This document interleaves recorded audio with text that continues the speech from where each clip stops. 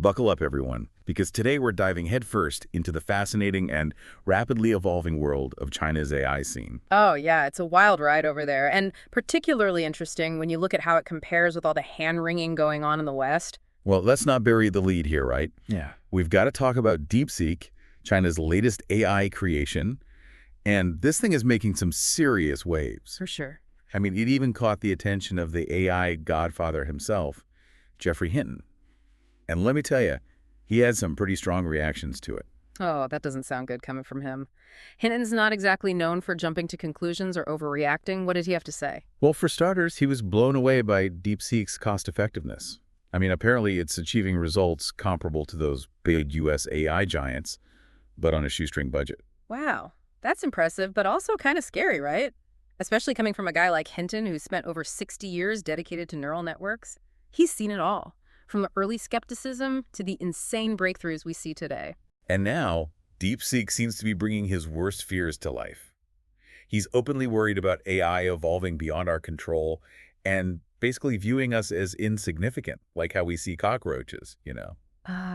That cockroach analogy always gives me the chills. Like, it really hits home how little we might matter in the grand scheme of a super intelligent AI. It's not exactly a comforting thought. Especially with DeepSeek being open source. It's like they're intentionally making this powerful AI accessible to anyone, which is a recipe for disaster, don't you think? Yeah, open sourcing definitely has its upsides, but with DeepSeek, it's like handing a loaded gun to someone who might not know how to use it, or worse, might want to use it for harm. Hinton even said it's like giving everyone access to nuclear material. Once that genie's out of the bottle, good luck putting it back in. Yeah, he even admitted to having some regrets about his own work, thinking about how it could be misused. Heavy stuff. Yeah, for sure. It's almost like a Greek tragedy playing out in the tech world, right? Yeah. The creator of AI fearing his own creation. But here's where things get even more interesting. China's approach to AI seems totally different from this whole doom and gloom scenario Hinton's painting, like their recent two sessions political gathering. They were all about using AI to create a more efficient society. Yeah. They kept talking about something called heart work. I don't know if you're familiar with that term. Oh, I am. It's this idea that AI will free us up from a lot of the mindless work, allowing us to focus on jobs that require empathy and creativity. It's a more optimistic take on the whole AI and the future of work thing.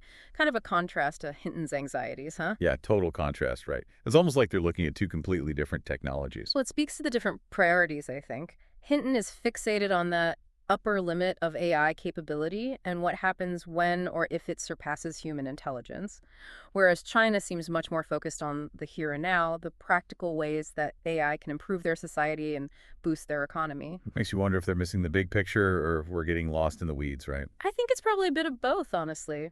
For sure, for sure. Okay, got to bring in another big name in AI here. Dario Amodei, the CEO of Anthropic. Oh, yeah. Amodei is a smart guy. What's his take on all this? Well, at first, he didn't believe how fast China was catching up in the AI game. Really? That's surprising. The signs have been there for a while. Yeah, but when DeepSeek came out, it was a wake-up call for him. It proved that China wasn't just copying the West, but they were actually innovating and closing the gap rapidly. It's a classic case of underestimating your opponent, and when it comes to AI, that's a mistake you really don't want to make. He even called this whole AI dominance thing a high-stakes race, which I think is pretty accurate. Like, national security, global power dynamics, all this stuff is intertwined with who controls AI. It's the ultimate technological arms race, really, and the stakes couldn't be higher. So you've got Hinton worried about the existential risks, the possibility of AI just wiping us out, right? And then you've got China forging ahead with this more practical, let's make society better approach. And then you've got Amodei, somewhere in the middle, seeing both the good and the bad, and urging the U.S. to get its act together. It's a fascinating dynamic. Three very different perspectives, each with its own set of priorities and anxieties. But one thing they all seem to agree on is that AI is a complete game changer. Like, it has the power to totally reshape our world. That's the big takeaway here, right? No matter how you look at it, AI is this massive force that we're only just beginning to understand. Absolutely. And it's going to affect every aspect of our lives. The choices we make today will determine what kind of future we create with AI, for better or for worse. Okay, so let's zoom in a little more on Hinton, since he seems to be the most outspoken about the potential dangers of DeepSeek. What exactly is it about China's approach that has him so worried? Well, one thing that really caught his attention was DeepSeek's cost effectiveness. He was honestly shocked that they achieved results comparable to the leading AI systems in the West, but on a fraction of the budget. And that's what really fueled his anxieties. It's not just that they're catching up, it's that they're doing it so efficiently, which makes it even more alarming from his perspective. Exactly. That efficiency, combined with the fact that they've open sourced DeepSeek, has Hinton on edge. It's like they've taken everything he fears about AI, its rapid evolution, its potential for misuse, and accelerated it. It's kind of crazy, isn't it, how this one development, DeepSeek, has become this symbol of the whole AI landscape. Like it embodies all the hopes and fears and anxieties swirling around this technology. It's definitely a lightning rod for the AI debate. And it reminds us that this isn't just some abstract concept anymore. AI is a real force shaping our world in profound ways, and we need to be having these conversations now to figure out how to navigate this uncharted territory. Right, so let's bring Dario Amodei back into the conversation. He's been watching all these developments very closely, and he's got some really valuable insights on the competitive dynamics at play here. What's interesting is how Amodei went from being skeptical to straight up alarmed about the pace of China's AI progress. Yeah, I mean, at first he kind of brushed it off. Like, he didn't really believe how fast they were catching up. And then DeepSeek comes along and changes everything. Yeah, that was his wake-up call. It proved that China wasn't just playing catch-up. They were actually innovating and pushing the boundaries of what's possible with AI. It was a real game changer for him. I bet it was. It's not just about national pride or technological bragging rights either, right?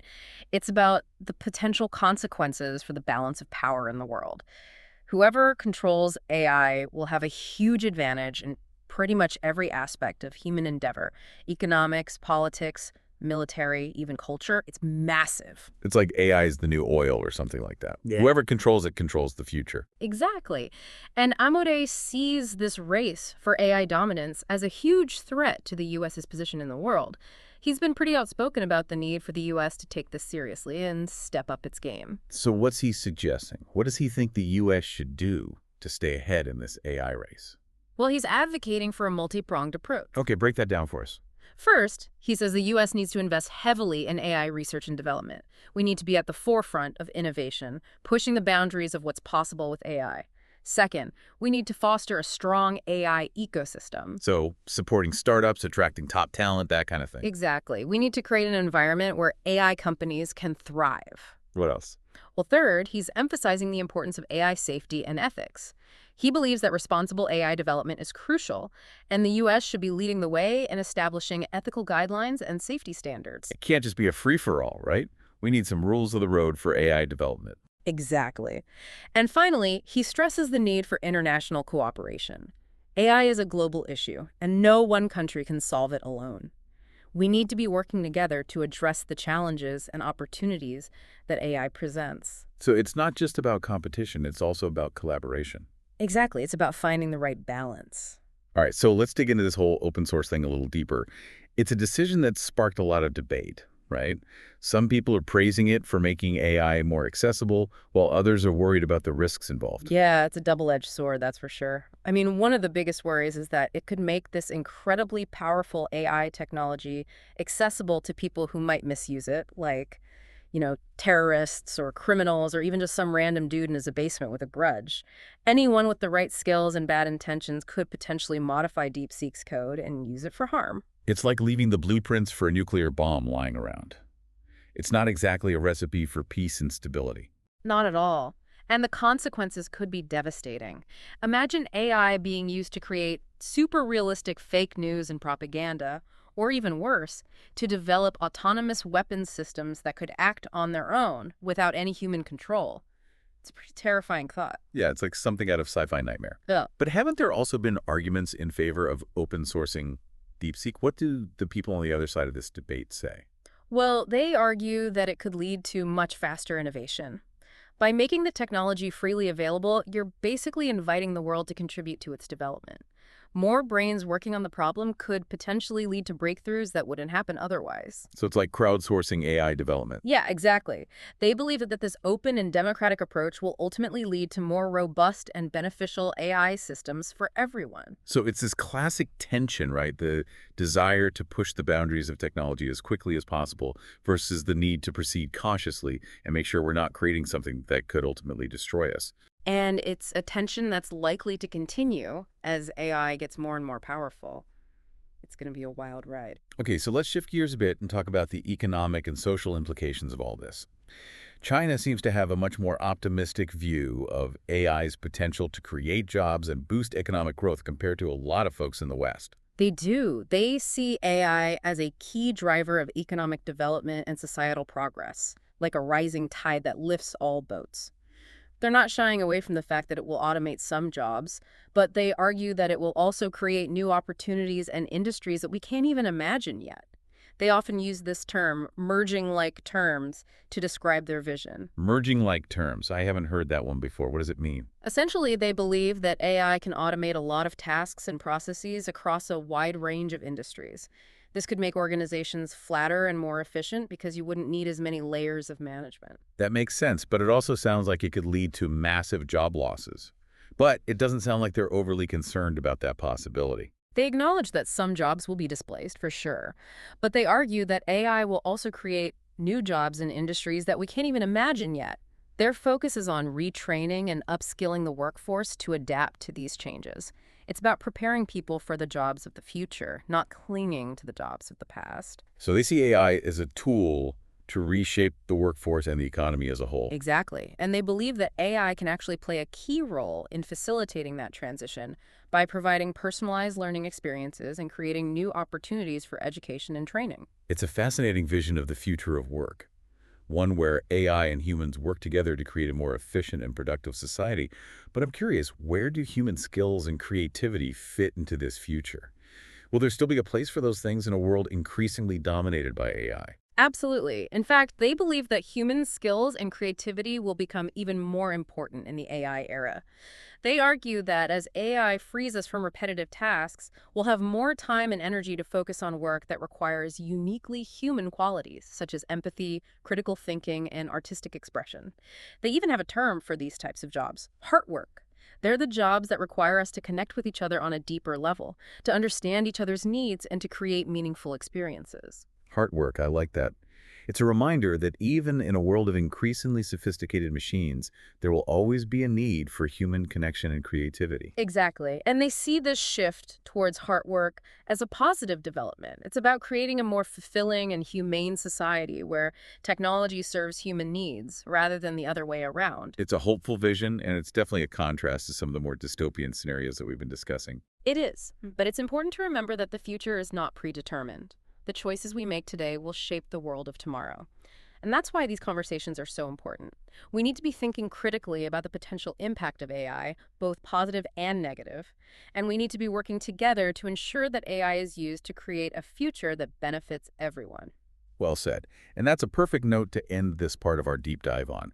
We've covered a lot of ground today, exploring the hopes and fears surrounding AI and the contrasting perspectives of some of the leading figures in this field. But one thing is clear. AI is a force that's already reshaping our world, and the choices we make now will determine its trajectory. It really is. But it's important to remember that the future is not predetermined. The choices we make today will shape the world of tomorrow. And that's why these conversations are so important. We need to be thinking critically about the potential impact of AI, both positive and negative, and we need to be working together to ensure that AI is used to create a future that benefits everyone. Well said. Okay, so we've talked a lot about the potential dangers of AI, but I want to shift gears a bit and focus on something that Jeffrey Hinton brought up that I found really interesting, the idea that AI could actually become more ethical than humans. Yeah, that's a pretty mind-blowing concept, right? Totally. It's almost like this paradox. We're worried about AI becoming this uncontrollable force, but then Hinton suggests that it could actually help us become better people, ethically speaking. It's definitely a thought-provoking idea. Hinton's argument is basically that AI systems can process vast amounts of data, right? Including data about human behavior, our decision-making, the whole shebang. So he's suggesting that if we can train AI systems on data that reflects our highest ethical ideals, they could actually become more ethical than we are. So it's like using AI to hold up a mirror to ourselves and show us how to be better. Exactly. But of course, it's not as simple as just feeding AI some ethics textbooks and hoping for the best. There are a ton of challenges here. Like, for starters, how do we even define our highest ethical ideals? It's not like there's a universal agreement on that. Yeah, different cultures have different values, different belief systems. It would be a nightmare to try and program all of that into an AI. Totally. And even if we could somehow agree on a set of universal ethical principles, how do we translate those principles into a form that an AI can actually understand and apply? That's a huge challenge in That's itself. a fascinating idea, though, isn't it? To think that we might create something that's not only smarter than us, but also more ethical.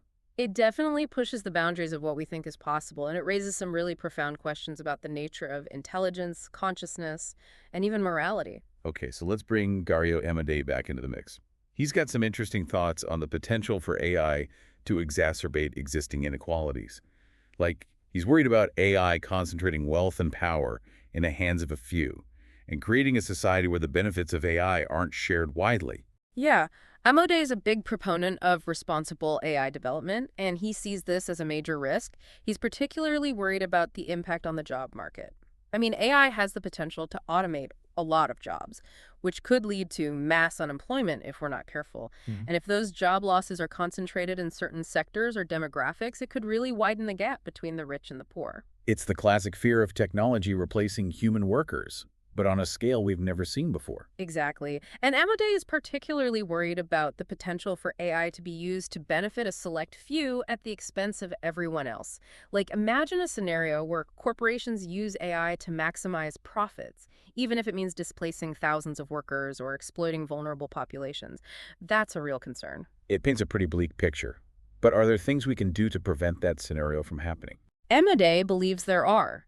He's advocating for policies and programs that ensure the benefits of AI are shared widely, things like investing in education and training to help people adapt to the changing job market, and creating strong social safety nets to protect those who are most vulnerable. He's even talked about the need for a universal basic income as a potential solution. So it's about acknowledging the potential downsides of AI and taking steps to mitigate those risks. Exactly. We can't just blindly embrace AI without considering the potential consequences. We need to be proactive in shaping its development and deployment to ensure that it benefits society as a whole, not just a privileged few.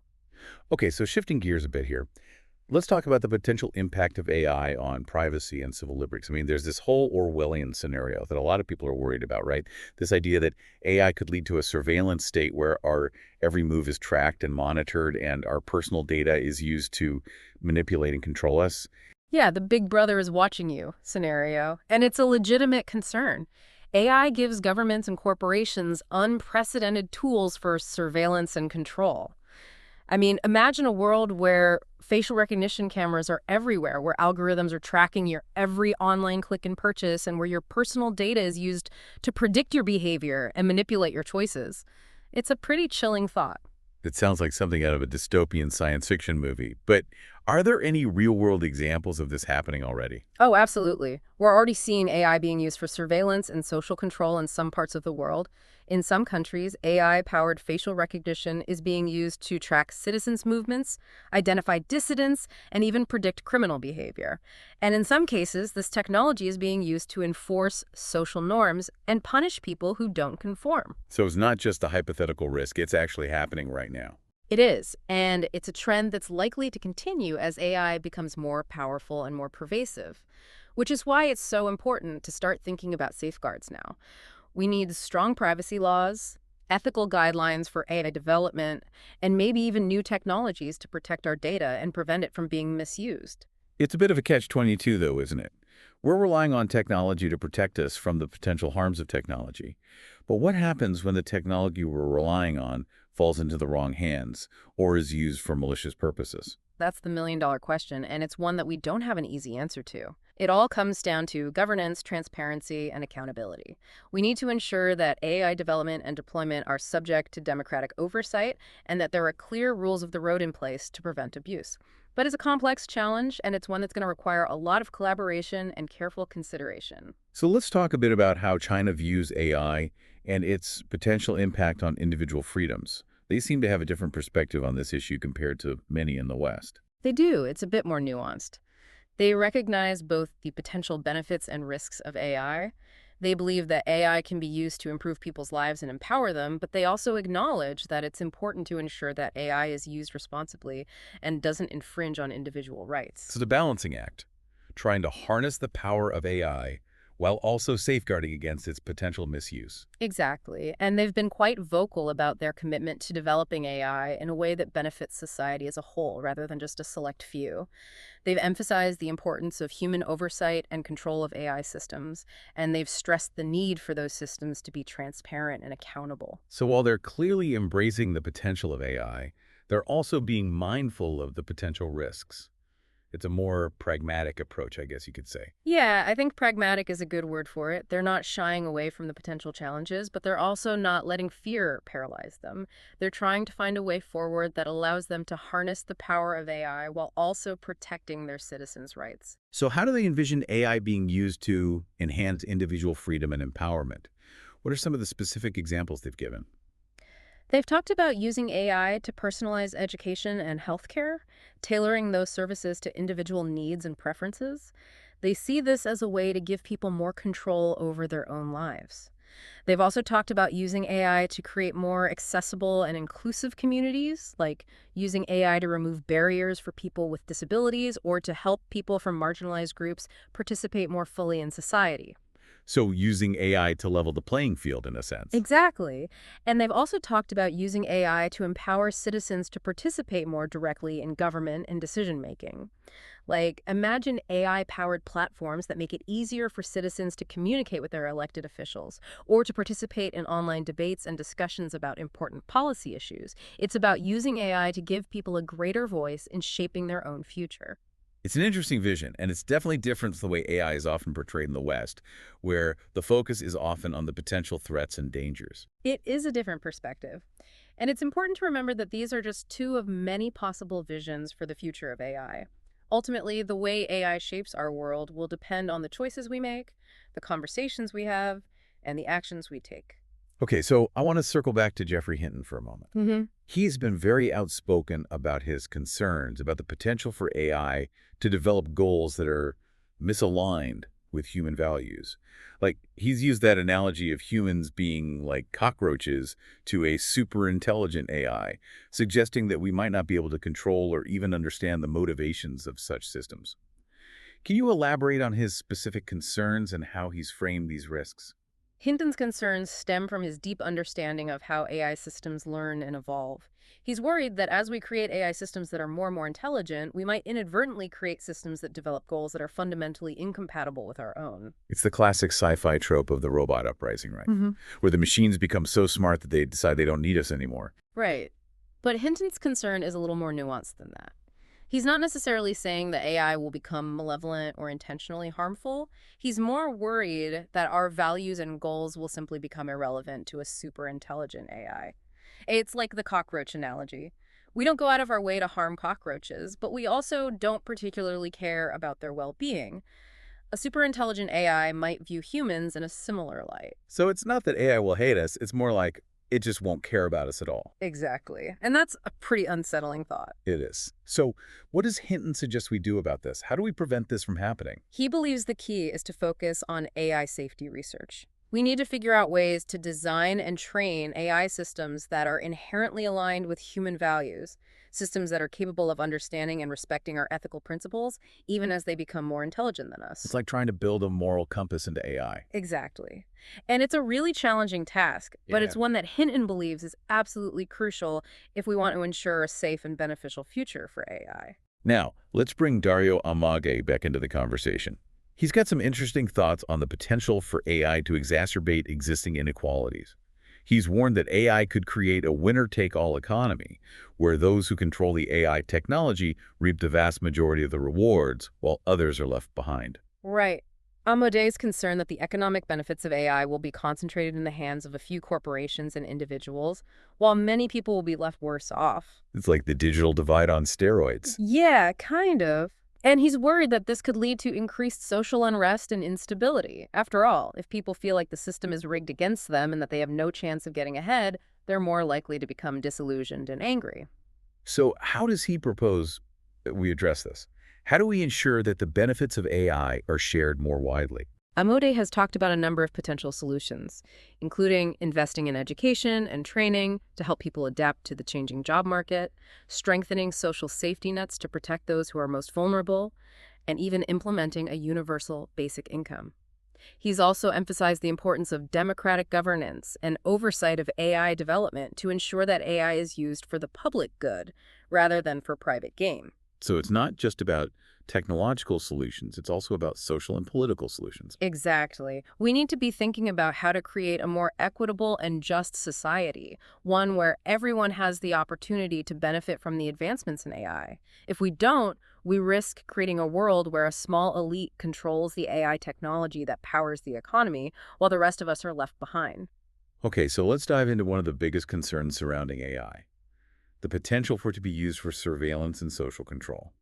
I mean, the idea of living in a world where our every move is tracked and monitored is pretty unsettling. Yeah, it's definitely a concern that a lot of people share. And it's not just a hypothetical threat. We're already seeing AI being used for surveillance in some parts of the world, and it's likely to become even more widespread as the technology advances. So what are some of the specific concerns people have about AI and surveillance? Well, one of the biggest concerns is that AI could be used to create systems of mass surveillance that are far more pervasive and intrusive than anything we've seen before. Imagine a world where facial recognition cameras are everywhere, where algorithms are constantly analyzing your online activity, and where your every move is tracked and recorded. It sounds like something out of a dystopian science fiction novel. It does, doesn't it? But it's a scenario that some experts believe could become a reality if we're not careful. And the implications for privacy and civil liberties are huge. So what can be done to prevent this from happening? Well, one of the most important things is to have strong privacy laws and regulations in place. We need to make sure that there are limits on how governments and corporations can collect and use our data. We also need to be developing technologies that can help protect our privacy, such as encryption tools and privacy-enhancing technologies. And perhaps most importantly, we need to raise awareness about the risks of AI-powered surveillance and engage in a public debate about how to balance security and privacy in the digital age. So it's about being proactive and making sure that we're not sleepwalking into a surveillance state. Exactly. We need to be thoughtful about how we develop and deploy AI, and we need to make sure that it's used in a way that respects our fundamental rights and freedoms. So let's talk about China's perspective on this issue. They seem to have a different view on the relationship between AI and governance compared to many in the West. They do. While they recognize the potential of AI to enhance government efficiency and effectiveness, they also acknowledge the need for careful oversight and regulation to ensure that AI is used ethically and doesn't infringe on individual rights. So they're not just blindly embracing AI, they're trying to find a balance between harnessing its power and protecting individual freedoms. Exactly. And it's interesting to note that they've been quite vocal about their commitment to developing AI in a way that benefits society as a whole, rather than just a select few. They've emphasized the importance of human oversight and control of AI systems, and they've stressed the need for those systems to be transparent and accountable. So they're aware of the potential risks of AI, Yeah. and they're trying to put safeguards in place. They are. They're not approaching this naively. They know that AI is a powerful tool that can be used for both good and bad, and they're trying to make sure that it's used in a way that benefits their people. So how do they envision AI being used to enhance individual freedom and empowerment? What are some of the specific examples they've given? They've talked about using AI to personalize education and healthcare, tailoring these services to individual needs and preferences. They see this as a way to give people more control over their own lives. They've also talked about using AI to create more accessible and inclusive communities, like using AI to remove barriers for people with disabilities or to help people from marginalized groups participate more fully in society. So they see the potential for AI to be a force for good. They do, and they're investing heavily in AI research and development to make that vision a reality. But they're also acknowledging the potential downsides. Mhm. It's a more nuanced perspective than we often hear from the West, where the focus is often on the potential threats and dangers of AI. It is, and it's a reminder that the future of AI is not predetermined. It's something that we can shape through the choices we make, the conversations we have, and the actions we take. Okay, so let's bring Jeffrey Hinton back into the conversation.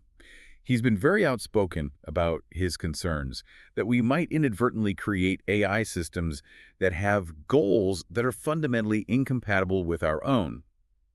It's a pretty unsettling thought. Can you elaborate a bit more on his concerns? Sure. Hinton is worried that as we develop increasingly intelligent AI systems, we run the risk of creating systems that we don't fully understand and that might develop goals that are completely alien to us. He's not necessarily saying that AI will become evil or malicious, but rather that our values and goals might simply become irrelevant to a superintelligent AI. He's used the analogy of humans and cockroaches to illustrate this point. Right, the idea that a superintelligent AI might view humans the way we view cockroaches as insignificant creatures that we don't really care about one way or the other. Exactly, and it's a thought-provoking analogy because it highlights the potential for a vast intelligence gap between humans and future AI systems.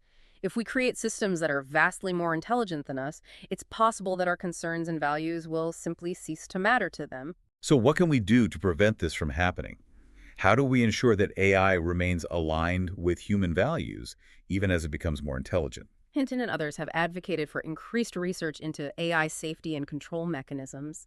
This involves exploring ways to design AI systems that are inherently aligned with human values, systems that are capable of understanding and respecting our ethical principles, even as they become more intelligent than us. It's a challenging task, but it's one that many experts believe is crucial if we want to ensure a safe and beneficial future for AI. Now let's switch gears and talk about Dario Amodei's concerns about the potential for AI to exacerbate existing inequalities. He's worried that AI could lead to a winner-take-all economy, where those who control the AI technology reap the vast majority of the rewards, while others are left behind. Right. Amodei is concerned that the benefits of AI will not be evenly distributed and that it could actually worsen the gap between the rich and the poor. He points to the potential for AI to automate many jobs, which could lead to significant job displacement and economic hardship for those affected. And he's particularly worried about the possibility that a small elite will control the AI technology that powers the economy while the vast majority of people struggle to make ends meet. It's a valid concern, especially given the rapid pace of technological change and the potential for AI to disrupt entire industries. Absolutely. And Amodei has been quite vocal about the need for proactive measures to mitigate these risks.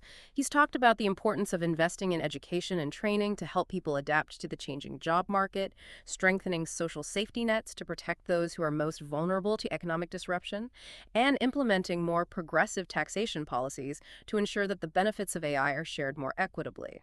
So he's not just sounding the alarm, he's also offering potential solutions. Exactly. He believes that we have a choice to make. We can either allow AI to exacerbate existing inequalities, or we can use it to create a more just and equitable society. Let's talk about one more big concern surrounding AI, the potential for it to be used for surveillance and social control. It's a topic that's been explored in countless books and movies, but it's becoming increasingly relevant as AI technology advances.